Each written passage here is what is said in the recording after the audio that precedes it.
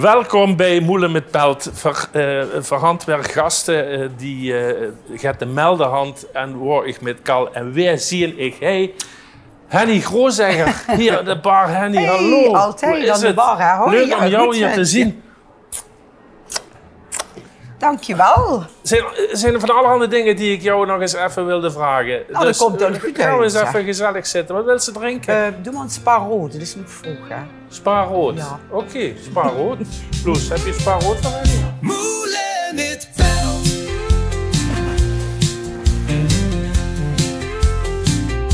Moelen met Pelt.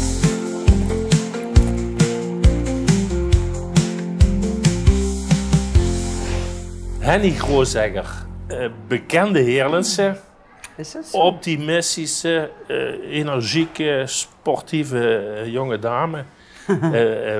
Goed om met jou te praten. Om bij het begin te beginnen, waar stond je wiegje? Waar stonden ze over je gebogen van kijk eens wat een lekker vrouwtje? Mijn vader was een gastarbeider uit Oostenrijk en woonde hier op de Dam in Hoensbroek. Mijn moeder is geboren in Utrecht, kwam bij haar zus op vakantie in Putschinnen. Die twee hebben elkaar leren kennen. Mijn moeder raakte zwanger. Mijn moeder ging terug naar Utrecht, zwanger. Ik werd in Utrecht geboren, dat hoor je aan mijn accent natuurlijk. Hè? En in die tijd kreeg je als gastarbeider ook natuurlijk niet meteen een huis. Dus je moest 5 jaar in Nederland wonen en vast werk hebben. Mijn vader had getekend voor 3 jaar, dus hij heeft weer bijgetekend. Omdat ik natuurlijk eraan kwam. En toen zijn ze hier na een jaar gaan wonen op een bovenwoning in Brunsum. Dus ik ben en Oostenrijkse en ik ben geboren in Utrecht. En ik woon eigenlijk bijna mijn leven lang in Heerlen. Ja. Dus. Eigenlijk toch ook de buurt van je jeugd is Vrijheide. Vrijheide, Heerlenheide. Ja, nu zit er weg. Heerlen-Noord altijd. Ja. Dus ik ben nooit aan de andere kant van het spoor gekomen. Nou, wel eens om een biertje te drinken. Ja, dat wel. Ja, dat wel. Je bent naar school gegaan, je hebt je opleiding gedaan. Hoe verliep dat?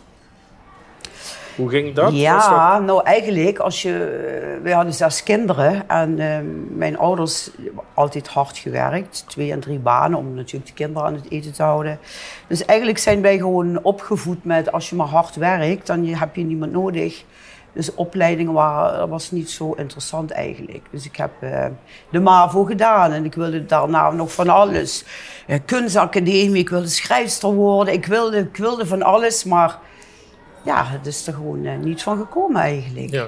En dus ben je op een gegeven moment gaan werken, heb je een baan gezocht? Ja, toen ben ik gaan werken, van een supermarkt begonnen, daarna aan een discotheek. En eigenlijk denk ik wel zo, door je opvoeding en waar je geboren bent, dat ook wel je karakter vormt. Dat denk ik wel. Ik kan me echt herinneren dat ik zo'n jaar of 16, 17 was, dat ik ook echt uit Heerlen weg wilde.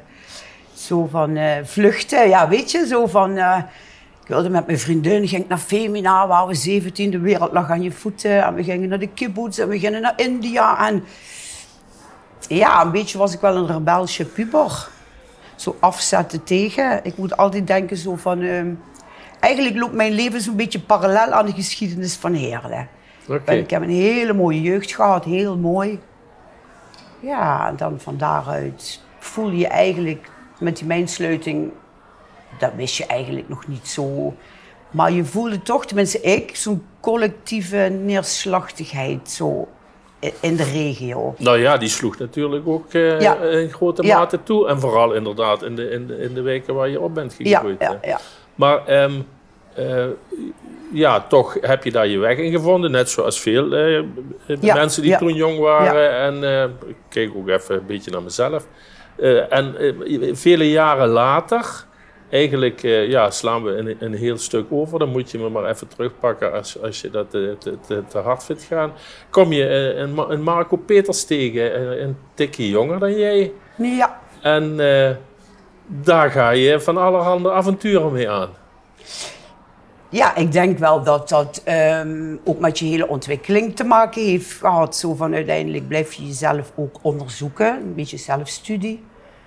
Van waarom heb ik me vroeger zo gevoeld, wat is het gevoel, waarom wil je dit, waarom heb je beslissingen gemaakt. goede en ook slechte. Blijf je in die slechte dingen zitten? Of ga je relativeren, waarom heb ik zo'n beslissingen en zo'n keuzes gemaakt? En je kunt ze altijd overdoen. Dus ik denk dat ik Marco ook tegen ben gekomen in een hele goede periode in mijn eigen leven. Dat ik weet wat ik wilde en dat voor mij alle spoken in mijn hoofd een beetje gesetteld, waar dat ik ook niet meer weg hoefde uit Heerlen, want het hoort toch bij mij. Met Marco, wie nou precies op het idee kwam, is eigenlijk niet zo interessant. Feit is wel dat jullie er allebei al 8, 9 jaar tot over je oren in vast zit. Dat jullie een bouwval hebben gekocht op de Zitterderweg, meteen naast het dierenartsencentrum. Ja. En daar een B&B van zijn gaan maken. En dat was natuurlijk wel, het heet ook de project, maar dat is steeds, natuurlijk wel iets wat enorm impact heeft gehad. Ja, durven denk ik. Gewoon niet nadenken, maar gewoon doen. En als je er dan in gelooft, waarom makkelijk als het moeilijk kan, zeg ik maar. Ik heb wel van mezelf ontdekt voor die tijd zo van, dat ik niet zo ben van de ondraaglijke lichtheid van het bestaan. Dus ik heb wel altijd toch een filosofisch uitdaging of iets waarvoor ik moet vechten. Dat hoort toch wel bij mij en bij Marco ook. Okay. Gelukkig. Ja. Anders hadden we misschien al echtscheiding gehad of zo. Nee, maar cool. Marco is qua opleiding een hotello eigenlijk. Hè? Ja. Jij hebt ook horeca-ervaring voor en achter de bar. En, maar dit is natuurlijk wel zo ingrijpend, 24/7. Het is al zoveel jaren aan de gang dat jullie... En het loopt als een tierenlier. Het is nog steeds niet klaar. Dus dat moet je wel dan aankunnen. Ja. Maar er is genoeg te doen in de stad, dus dan heb je daar... ik heb een leuke vriendenkring, dus we hebben ook genoeg vertier. Dus uiteindelijk gaan we al jaren... Vroeger gingen we heel veel op vakantie, dus nu jaren eigenlijk niet. Maar dan zoeken we ons heil gewoon in de stad. Festivalletje hier, avondje met vrienden. En dat is ook leuk. En dan gaan we de dag daarna weer verder. Okay. En die muziekkeuze? Ja, toen ik 17, 18 was, ging ik met mijn vriendin Romy naar Femina. En dat was dan natuurlijk een hele andere wereld als je vertrouwde gezin, hè, waar je helemaal toch in opgroeide, familie.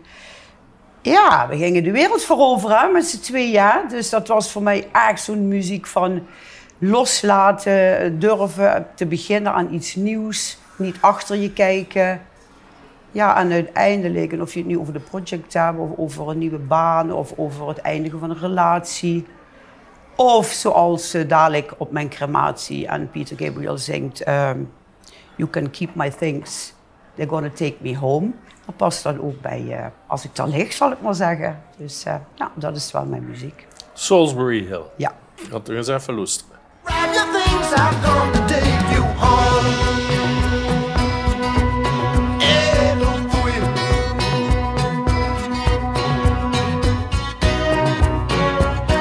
To keep in silence, I resigned.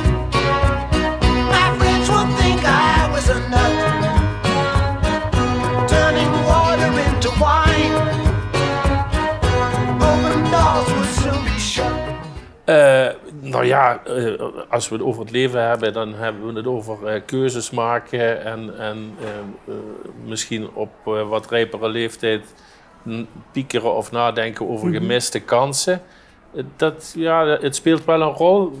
Je ligt er niet wakker van, maar je hebt natuurlijk ook wel je dingen geprobeerd qua studie en qua opleiding. Ja, je kunt natuurlijk blijven mokken van ik ben nooit uit Heerlen gekomen, ik had dit willen doen en dat willen doen. En uiteindelijk kun je altijd een keuze hebben, heb je altijd een keuze. Dus ik ben daarna nog 4 jaar filosofie gaan studeren en een jaar psychologie, maar eigenlijk meer om mezelf te leren kennen en een beetje... Waarom ben ik hier opgegroeid? Wat heeft dit met mij gedaan? En dan kom je toch tot de conclusie dat je toch je schouders eronder moet zetten. Wil je er zelf iets van maken? En toen ik dat 1 keer had, zo'n beetje dat zelfbeeld. En toen dacht ik hoef hier eigenlijk helemaal niet weg. Als je dichtbij bent, verdwaal je ook nooit, hè, Fred? Ja, die pikken we dadelijk nog even op. Maar eerst nog even een klein zijstraatje naar je activiteiten in de kunst. Ja. je maakt kunst, beeldjes, beelden.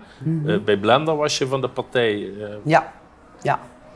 Ja, en dan exposeer je wel eens. En dan een keer met klei werk ik heel graag. Vroeger in brons, maar dat is eigenlijk veel te duur. En ik hou... Eigenlijk mijn thema is altijd toch vrouwen. Krachtige vrouwen, sterke vrouwen, bevlogen vrouwen. Dus ja, en dat vind ik wel heel leuk. Daar kan ik wel heel veel in kwijt, ja. En dan, alsof een etmaal bij jou 48 uur heeft, ben je ook nog heel erg bezig met sport. Ja, ik geef 5 sportlessen nog bij een club in Heerlen, ja. En zolang ik kan, blijf ik dat natuurlijk doen, want het houdt je wel een beetje fit. En sportlessen in? Groepslessen. Ja. Ik geef bodypump en bodybalance en de core. Dus het zijn disciplines van een Les Mills concern, laat ik maar zeggen. En die geef ik 5 keer in de week. Oké. Nou ja, alsof dat nog allemaal niet genoeg is. Ik ken eigenlijk niemand die zo onvoorwaardelijk positief is over Heerlen. Je hebt het al een paar keer laten doorschemeren. Waar komt die enorme positiviteit vandaan? Je hebt het min of meer al aangeduid. Ja, maar... ik denk echt inderdaad, ik ben niet altijd gek op Heerlen geweest, omdat je je eigen gemiste kansen, laat ik het dan zo zeggen, een beetje koppelt aan de geschiedenis van de stad. Als ik het zo mag zeggen voor mezelf dan. Van een hele gelukkige jeugd ga je dan over naar collectieve zwaarmoedigheid. En heel veel vrienden en vriendinnen van mij die vertrokken, die wilden weg uit Heerlen of raakten aan de drugs. En ik dacht, ja, weet je, een beetje zelfstudie. En als je dan ook over de geschiedenis van de stad leert. En dan denk ik, het was voor mij een beetje het zoeken naar een eigen identiteit. Wat Heerlen ook heeft moeten doen en nog steeds het zoeken is. Ja, en uiteindelijk die bepaalde keuzes maken, de schouders eronder. Proberen het mooie te zien en niet alleen het lelijke. Ja, en dan moet je ook soms van afsluiten, want er hoeft maar iets op Facebook te staan over Heerlen en het blijven. En dan denk ik, weet je kunt wel blijven hangen in het collectieve, het Heerlen is niks, wordt niks. En weet je, ja, ik hou echt van de stad. Gewoon omdat het in ontwikkeling blijft, net als ik zelf ook en wij mensen ook.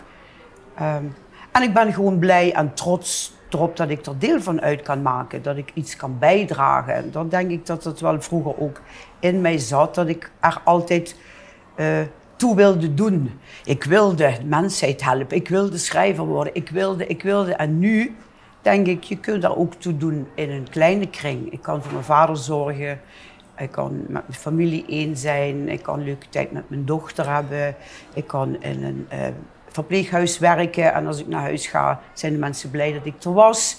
Allemaal hele kleine dingen maken ook dat je er toe doet. Dus ik hoef niet meer de wereld rond om te voelen dat ik er toe doe. Ik doe er ook toe hier in Heerlen, toch? Ja, dat was het. Top. Nou, Henny, zo wie zich dat gehuurd, sleten we af met een Elske. Hè? Ja, tuurlijk. Heb je nog een prangende boodschap aan de kijkers? Je hebt altijd een keuze in het leven.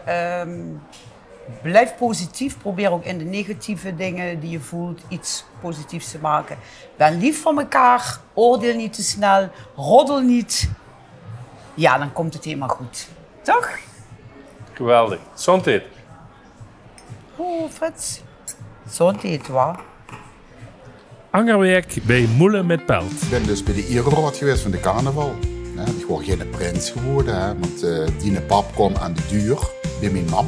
En ging de deur open zetten. Wat komt er door, meneer Pelt? Ja, ik kom eens verkallen, kan ik even naar binnen komen? Ik kom toch niet voor de zoon, voor de prins weer, want dat deed hij niet. Paf, de deur toe. Dan wordt 1 minuut verder.